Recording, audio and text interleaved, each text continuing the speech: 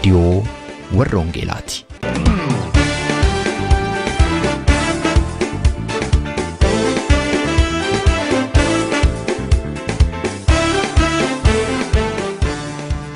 راديو والرونجيلا تقوم مولدوتي رومو والرونجيلا أوروباتين كوباي توربانيت سياتوكو أجفتوت بيوتي غانف أفريكاف نانو ساتيف أكل كوبس ساعتي توبيات جلجل ساعتي كل لما هم ساعتي كل لما فلكات دمبلي جبابا كيلو هيرزي كما كل شنيف إبا شنيف كل شن يوكانس متر باندي كل سجلرت كان سنككب تمساس رونجيلاتي كون راديو والرونجيلاتي.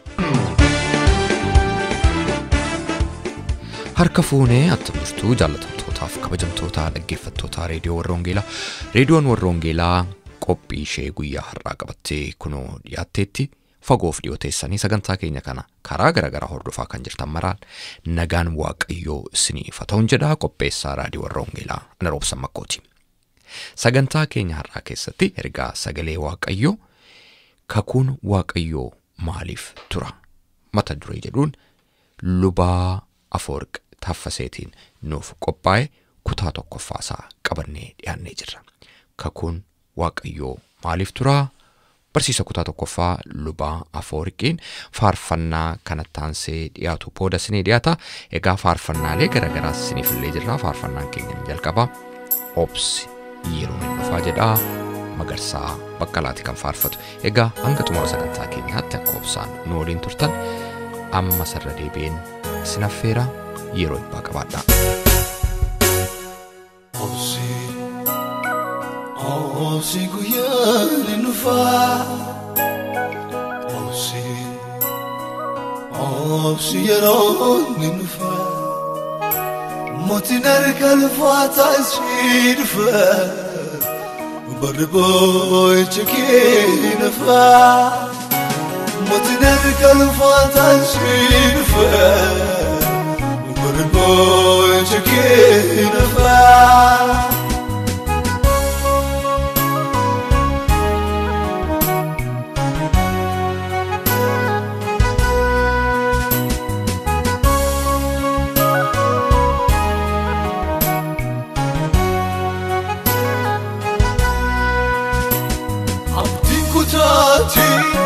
أكران شيء برقويا ردد برسل دروا يا رواق يوم سرت يارنا كان كل مهرا جتين تسمعوني كان بيكيول كاسي سفندو بزام أغيو بني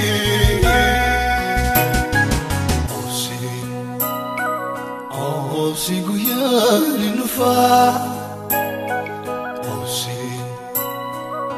أوسي يرون النفا موتنرك الفاتا سيرفا بربوي تشكي نفا موتنرك الفاتا سيرفا بربوي تشكي نفا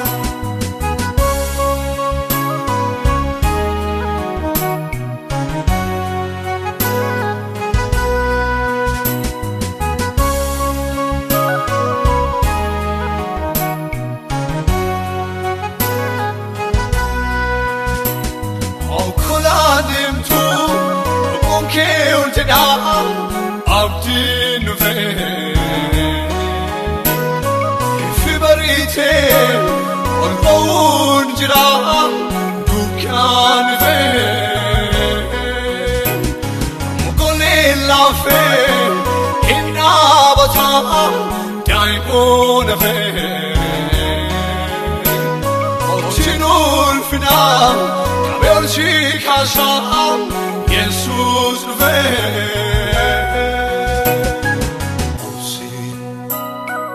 أوسي قيال النفا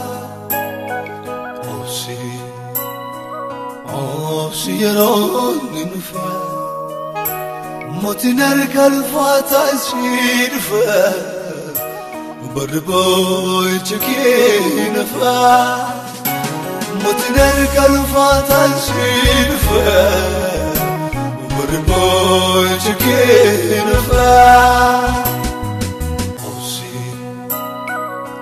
أوسي قيان نفا أوسي يرون نفا متنرك الفاتا سينفا بربوي تكين فا متنرك الفاتا سينفا بربوي تكين فا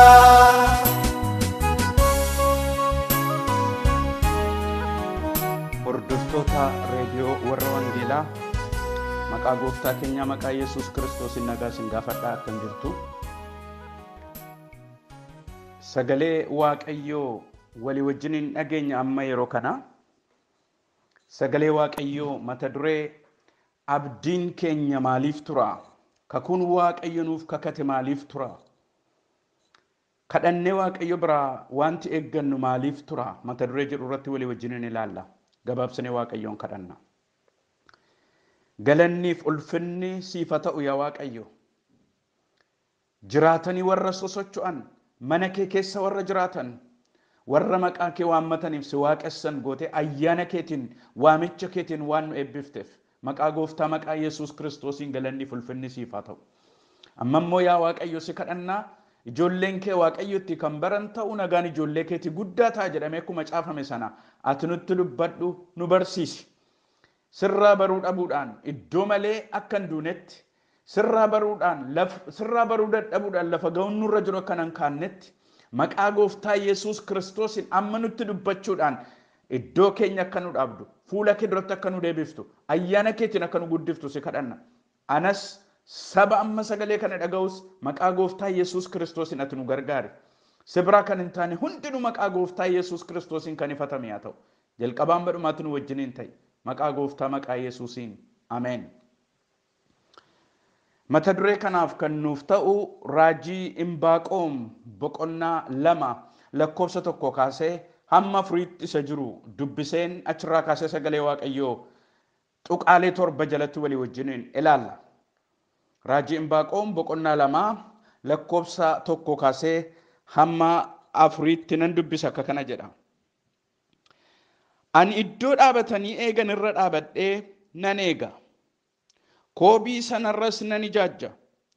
Kunoo dubbii inni anatti dubbatu nan dhaga'a.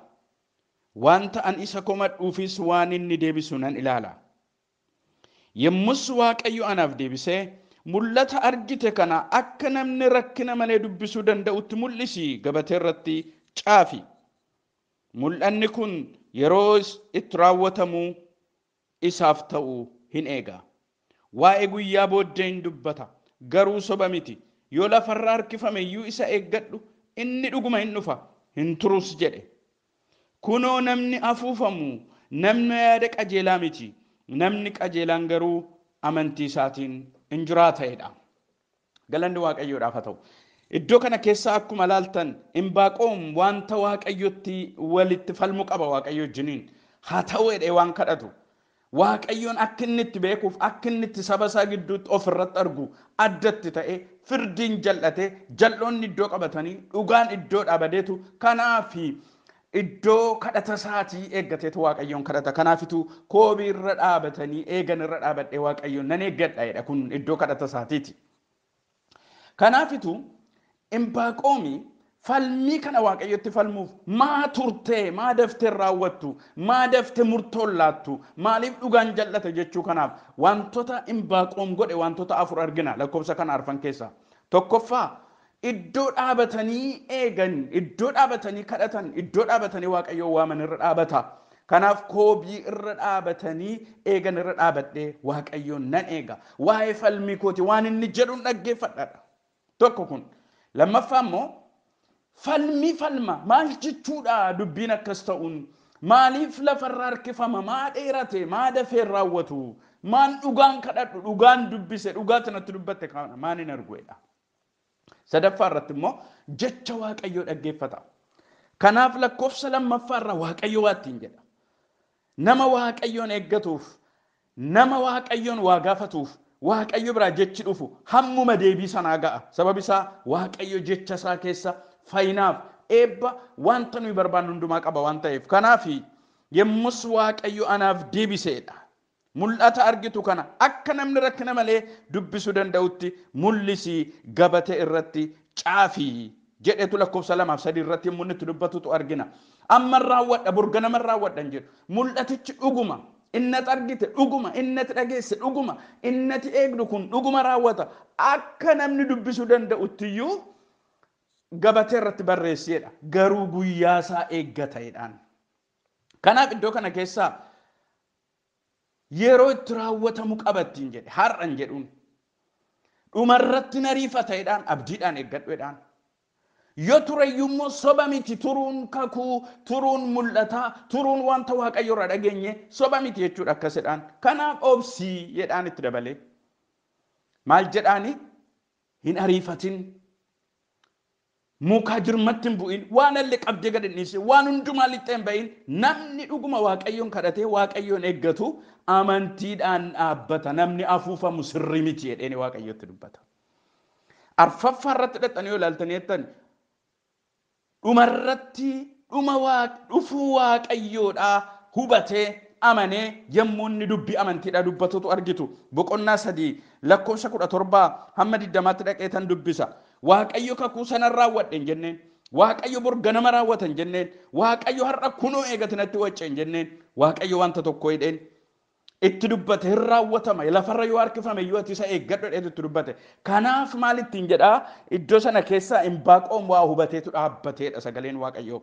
Boqonnaa 3 lakkoofsa 17 kaasee mukti harbuudha yoo daraaruudhaa baateyyuu mukti waynii mukti ejersaas yoo ija godhachuudhaa baateyyuu maasiin midhaan yoo baasuudhaa baateyyuu hoolonni gorontoo keessa raawwatanii dallaa keessaas yoo jiraachuudhaa baataniyyuu ani waaqayyotti nan ililcha waaqayyo sana fayyisuttis nan gammada waaqayyo gooftaan jabina kooti inni akka biroo facollee akkan ta'u hin godha iddoo ol ka'aarras ana dhaabachiisaa jedheetu yommuu ni dubbatu argitu lakkoofsa 19.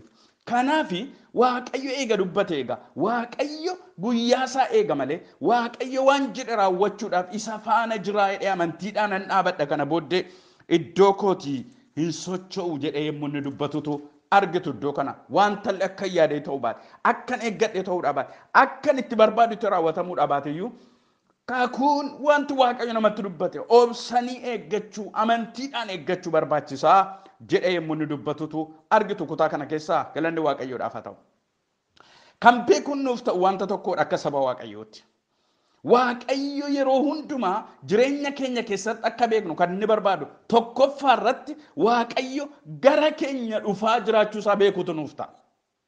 Sababi isaa waaqayyoon akkas nu jaallatu waaqayyoon akkas nu barsiifatu addunyaa hundumaa keessaa siinsi beekeera. Kanaafuu jedheen nutti dubbatu waaqayyo haati mucaa deessoo irraanfatte ani sin irraanfadhu ani barruu harka goottan siqirixa inni jedhe waaqayyo takkumaa nu irraanfachuu hin danda'u waan ta'eef gara keenya dhufaa jiraachuusaa yeroo hundumaa beekuun nuuf ta'a. Yoo dukkanaa'es dukkana keessa yoo wal'aansoon jiraates wal'aansoo sana keessa yoo dhukkubi jiraates dhukkuba sana keessa haalota ulfaatoodha jedhaman hundumaa keessa waaqayyo achi as deemaa gara keenya akka dhufu beekuun nuuf ta'a. Kanaaf dubbii waaqayyo faarsaa 51 irraa dhaqxanii yoo ilaaltaniittan waaqayyoon keenya hin dhufaa calluma hin jedhuedha sagalee waaqayyoodhaa immoo dubbatu. Faarsaa 51 lakkoofsa 1 kaaftanii yoo ilaaltaniittan. Lammaffaa immoo waaqayyo waan hundumaa bilchinaan godha. Akka ulfinni isaatti mul'atutti godha. Akka dhaloonni wanta waaqayyo nuuf hojjete argutti godha waan ta'eef yeroo hundumaa waaqayyo fakkeenya eebbisuuf fayyisuu isaatii godhee biyya lafaa kanarra nu jiraachisuu barbaada.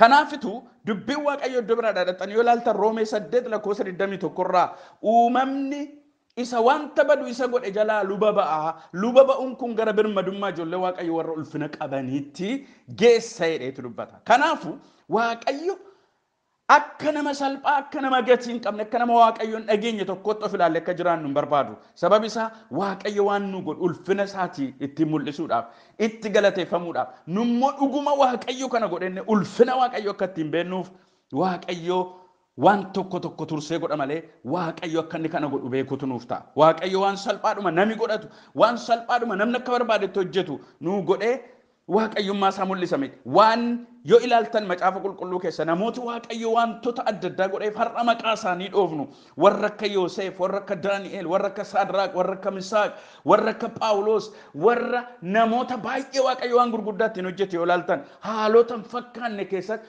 dukkana ulfaataa sana bariisise wantoota ulfaataa sana gargar saaqee warra waaqayyo waa godheedhaaf waan ta'eef kanaafitu baay'ee nama ajaa'ibsiisa wanto waaqayyo isaaniif hojjete. Galanni waaqayyoodhaaf haa ta'u. Kanaafitu Imbaaqoomitti akka jedhee dubbata. Garuumee tuqaa keenya har'aa keessaa tokkoon dubbadha. Tuqaan 7 isiniin jedhe keessaa amma tokkoon ariitiidhaan dubbadha. Inni tokkoffaan waaqayyo maaliif ture isa jedhuuf wanti hundinuu yeroo itti raawwatamu qaba. Waaqayyo addunyaa kana seeratti hin geggeessu qaba. Innis seera facaasanii makarachuu yookaan galfachuudha. Yookaan immoo seera wanti tokko jalqaba dhalate gara guddina isa barbaachisutti adeemuudha qaba. Waaqayyo seera kana kaa'eera waan ta'eef namni ariifatus namni wacus maal jedhus waaqayyo wanta kana hin eega. Yoo gochuu danda'e gidduutti yoo gochuu danda'e waaqayyo hin eega. Kanaaf macaafa lallabaa boqonnaan 3 lakkoofsa 11 ka'eedha.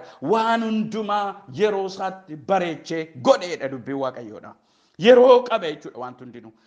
Yesus Kristos dhufti isaallee baay'ee barbaachisaadhaaf murteessaa kan ture. Baay'ee dhala namaatiif jireenya addunyaa kanaaf barbaachisaa kan ture. Waa'ee isaa immoo dubbatu Galaatiyaa boqonnaa 4 lakkoofsa 4 irratti barri murameef yeroo ga'etti garuu waaqayyo ilma isaa ergedha. Yeroo qabachuudha Yesus Kiristoosin erguuf iyyuu kan inni itti ture. Galanni waaqayyoodhaaf haa ta'u. Akkas egaa jireenya keenya keessattis iddoo biraa dhaqxanii yoo ilaaltan hojii ergamootaa boqonnaa 1 kaaftanii lakkoofsa 4 kaaftanii amma 8tti dhaqxanii yoo ilaaltaniittan dhufti hafuura qulqulluudha ba'uu bartootaatiif deemanii dhaqanii wangeela lallabuu bartootaatiif dhaloota du'a keessa badiisa keessa fiduu bartootaatiif baay'ee murteessaa ture. Garuu isumallee akkas jedha sagaleen waaqayyoodha ilmi ulfaanne waan tureefi hafuurri qulqulluun ammallee hin buune ture. Yoo dhumanni baay'ee ariifachiisaa ta'e iyyuu waaqayyo yeroo isaa eega ture jechuudha. Kanaaf Imbaaqoomiin akka jedheen yeroo itti raawwatamu qaba ati garuu isa eegeedha. Daawitillee akkas jedha Faarsaa 118 keessa dhaqxanii yoo ilaaltan guyyaan waaqayyo dhaabe isa kana'edha. Guyyaan waaqayyo jira jechuudha. Kanaafu waaqayyo yeroo hundumaa Haannaadhaaf mucaa kennuudhaaf mucaan sii kennadheen garuu Haannaan gaafa kadhatte sana argite tun ta'in galtee akkuma waaqayyotti nama uumetta bamanaa ishee jinciiftee ulfooftee ji'a 9 eeddee Saamu'eelin da'utu isheerra ture. Deesseeyyuu immoo mucummaa isaatti dhaqee tajaajila jalqabe miti. Saamu'eel yeroo isaa eegee guddateetu mana qulqullummaa keessatti tajaajila akka inni jalqabe sagalee waaqayyoodhaa dubbata. Galanni waaqayyoodhaaf bara baraan haa ta'u. Kanaafuu Saamu'eel luba guddaa nama ta'u. Saamu'eel raajii beekamaa yoo ta'u, Daanii bamma Beersaabeetti raajii beekamaa jechisa lafan buune yoo ta'e, bara sana sagalee waaqayyo barbaachisaa yoo ta'e iyyuu ijoolleen Eelii mana qulqullummaa keessa waan gaggadhee hojjetan iyyuu hamma Saamu'eel guddatutti waaqayyoon obsa ture.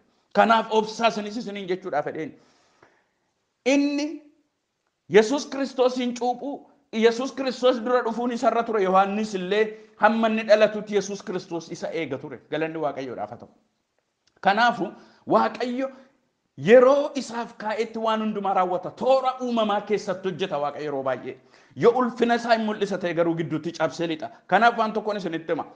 Waaqayyo yeroo isaatti hojjechuudhaaf toora uumamaa jijjiiruu hin danda'a garuu hin ariifatu. Lammaffaa immoo hamma waan jedhe raawwatutti hamma wanti waaqayyo jedhe nurratti raawwatutti wanti jireenya keenya miidhuu danda'u hin jiru. Kanaafituu inni tokkoffaan nuyi hubachuun nuuf ta'u maal yoo jettan waaqayyo waan hundumaaf toora kaa'ee qaba. Yerootti dhalatee, yerootti guddatu, yerootti biqilee, yerootti ija godhatu, yerootti ija ciratantu jira. Kanaafuu waaqayyo kan inni turuuf yeroo waan kaa'eef seera uumamaa waan kaa'eef toora uumamaa waan kaa'eef tura. Kanaaf kakuun keenyas inni waaqayyo biraa eeggannu akkuma kanaadha. Yerootti raawwatamuu qaba. Obsinee eeggachuun kan kootiif kan keessan sadhageenyi sagalee isaa waaqayyo nu fayyadu. Obsi guyyaan hin dhufaa. Obsi yeroo hin dhufaa. Mootiin harka ulfaataa ishee dhufa بربوي تكين فا متنرك الفاتن شينفا بربوي تكين فا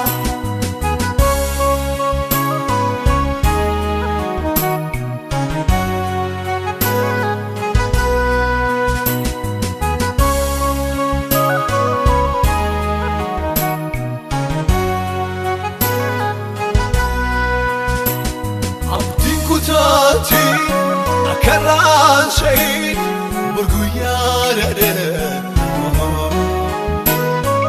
بس الدروا يا في واقع يوم شرت يارنا كم كون مهرا جتين تسمعوني كان بيكيول كاسي سفندو بزا أغيو بني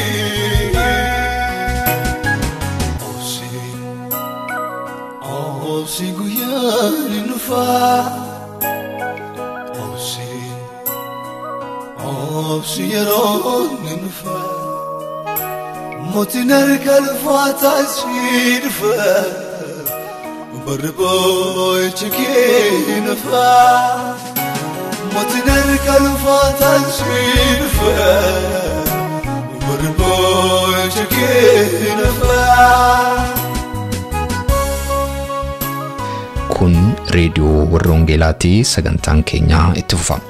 Meetir baandii 19 yookaanis immoo kiiloo heerzii 15,515 irratti galgala sa'aatii 12 amma sa'aatii 12:00 kan isinii darbu tamsaasa kana YouTube irratti, SoundCloud irratti, karaa Facebook akkasumas immoo karaa websaayitii keenyaa hordofuu dandeessu. Websaayitiin keenyaa maqaansaa www.uoece.org jedhama. Erran isinii deebi'a. www.uoece.org jedhama. Dhaggeeffattootni keenya biyya Ameerikaa immoo itti dabalaan lakkoofsa bilbilaa 51824 7 irratti tola bilbiluudhaan akkasuma nu dhaggeeffachuu akka dandeessan isin yaadachiisa. Facebook irra jirra, like nu tolcha, YouTube fi SoundCloud irras jirra, subscribe gochuudhaan karaa isinitti tole nu hordofuu dandeessu. Jaallatamtootaaf kabajamtoota dhaggeeffattoota keenya daqiiqaawwan muraasa nu hafan keessatti immoo faarfannaa taanu kanan isiniif yeroo eebbaa qabaadha. Abdi jireenya kooti wabii koo gaafa rakkinaa iddoo boqonnaa kooti gaaddisaa koo lafa onaa guyyaa muddama kooti fira dursee kan dirmatu dhokataa yaada kooti gad fageessee kan hubatu baay'eensaa gaaddisaa qoraattiidha innaniitti maqee darbee naan taane Dona boqochiisu keessi koo gaafa dadhabee chabako dhibbachuu barbaade dhaqee namas cabee galaa miidhamni saba keetti ta'uurraa inni keessaa natti caalaa wabii koonsi godhaadhaa sichi naaf hin ta'uu namni Tuftaa koo gara kennu faasitanii hirkadhaanii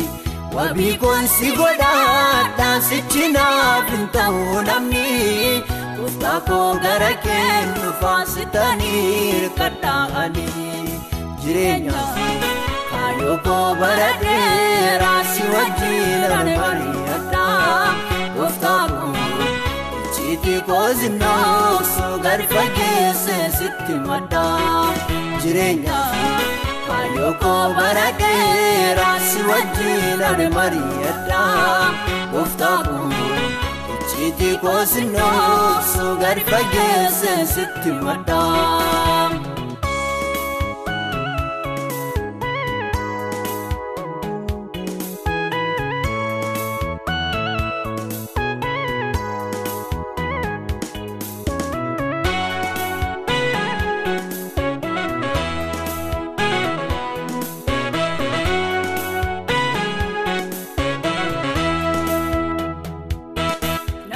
Tirkate kuuf naan harki kee lafaan kaase Yoo guyyaa rakkina Yesuus koositu qopheesse Silaallee badeenaaf barbaadame yoo hin argamu Harkisa jaalalaa keef malee anoo hin yaadatamu Gooftaa koo argooluun sitti gaalaa danda'ee kophaan jiraadhu Ija koo gara keettaan ol fuudhaa giddan jajjabin argadhu Baroota Kan baay'ee abdaadhe gaafannee waddinaan dhabee Miltolfoo warraan wajjin adeemu nagatame gaafanii dadhabee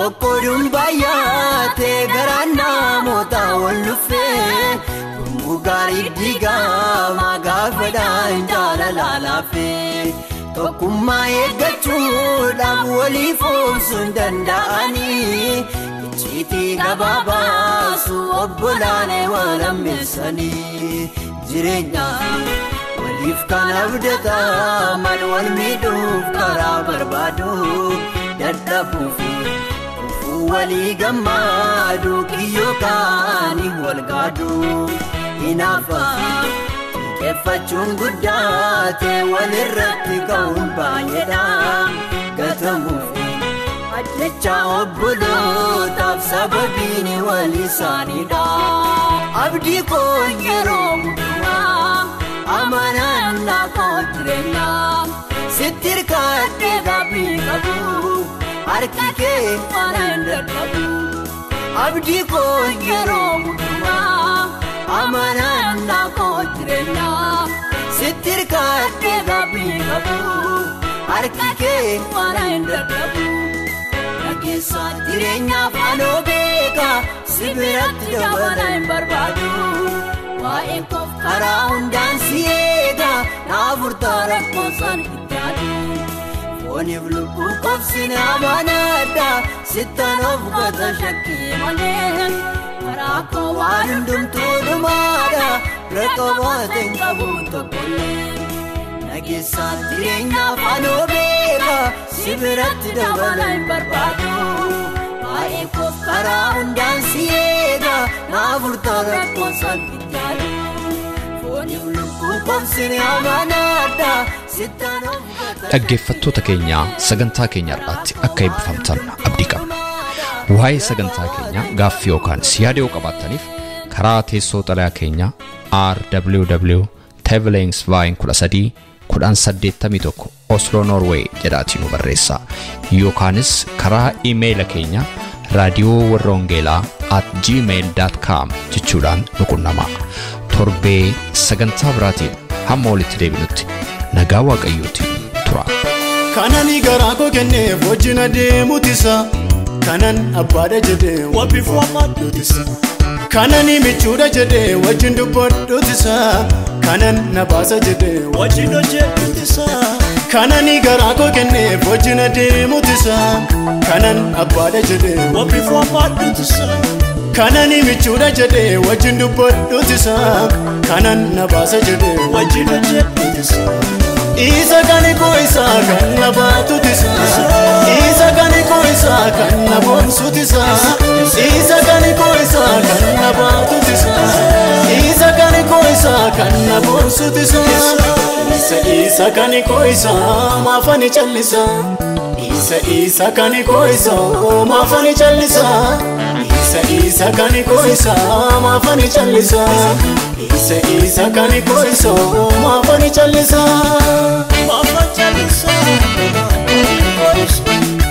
Mafani challisa Mafani challisa Mafani challisa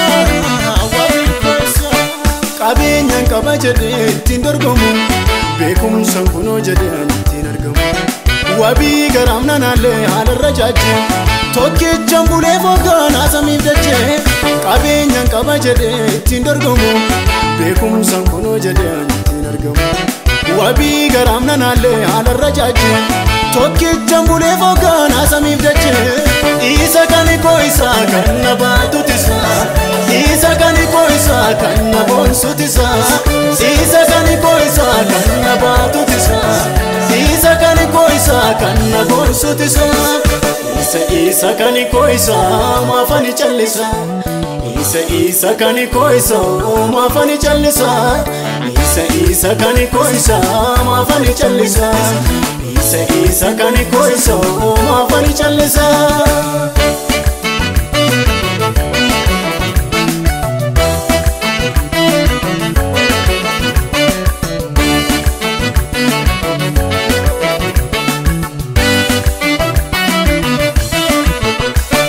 ifeen atti argame imalaaf ka'e afaan natti roorrisuus karaarraan ga'e ana ofirra gatta'uuf lafa laallatu sirreessaan dubbii dhufe kaa'isaa galatu ifeen atti argame imalaaf ka'e afaan natti roorrisuus karaarraan ga'e ana ofirra gatta'uuf lafa laallatu sirreessaan dubbii dhufe kaa'isaa galatu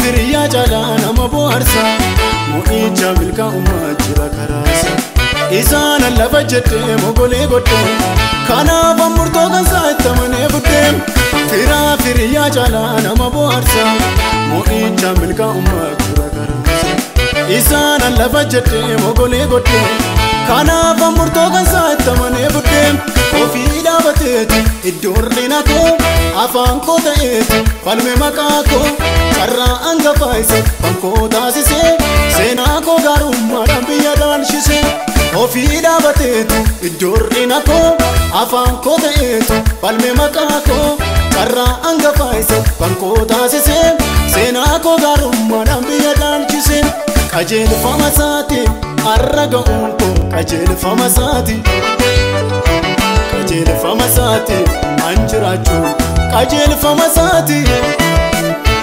qajeelfama isaati har'a ga'uun koo qajeelfama isaati qajeelfama isaati an jiraachuun qajeelfama isaati saduuban nalanne saduuban guddanne saduuban filanne saduuban fudhanne saduuban nalanne saduuban guddanne saduuban filanne malumaa saduuban fudhanne karoora isaan jiraatanii karoora isaan jiraatanii